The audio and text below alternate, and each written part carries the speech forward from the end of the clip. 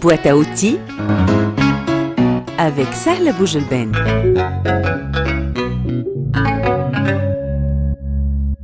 Bonjour les amis et bienvenue sur Radio Tunisien International dans votre boîte à outils. Eh bien, on connaît tous la loi de Parkinson.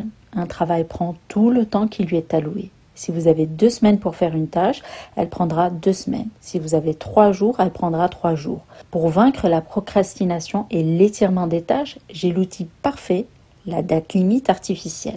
Il s'agit de s'imposer une date limite qui est plus rapprochée que la date limite réelle pour créer une urgence positive et forcer l'action. Comment appliquer cet outil? C'est bien simple. D'abord, choisissez la cible. Identifiez une tâche que vous avez tendance à remettre à plus tard ou dont vous savez qu'elle risque de s'étirer, comme la création d'un rapport ou le tri de photos. Ensuite, fixez la fausse limite. Regardez la date réelle, puis choisissez une date limite interne plus tôt.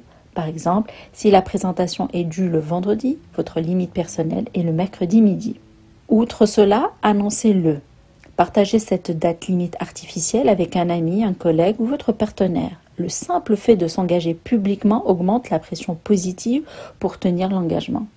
Enfin, le principe de l'urgence. Traitez cette date artificielle comme si c'était la date réelle. Utilisez le mode de Pomodoro ou des blocs-temps intenses pour respecter ce délai raccourci. Les bénéfices sont multiples. Vous vous forcez à vous concentrer, à éviter les distractions. Vous libérez du temps à la fin. Vous créez une sensation de victoire en ayant terminé en avance, ce qui booste votre motivation. La date limite artificielle est un outil de discipline personnelle déguisé en jeu. C'est vous qui contrôlez le temps et non l'inverse. Mettez l'outil de la date limite artificielle dans votre boîte à outils pour une productivité éclair. Voilà, c'était tout pour aujourd'hui. Mon rendez-vous se renouvelle avec vous demain matin. D'ici là, portez-vous bien. Bye bye.